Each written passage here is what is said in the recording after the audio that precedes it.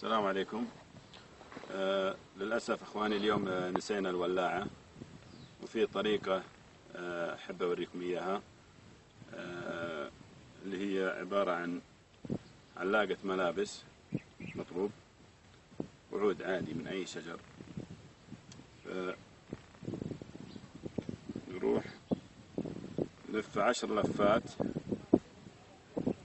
على العود بهذا الشكل: 1 2 3 4 5 6 7 8 9 10.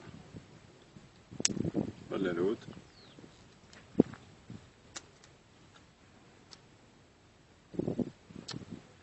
يكون عندنا حلقات بهذا الشكل. بعدين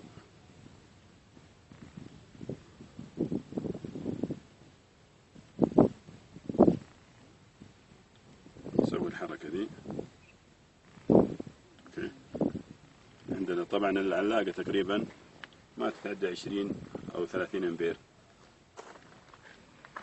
فالحركة آمنة جدا. هذه بطارية السيارة. بسم الله،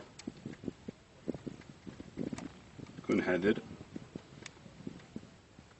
بحيث ان ما يذوب الحديد يطيح على البطارية يسبب حريق في السيارة. إذا صار لونها أحمر بهذا الشكل، طبعا هو آمن على اليدين، ما في حرارة نهائيا. تروح ومجهز النار بالشكل ذا. بسم الله.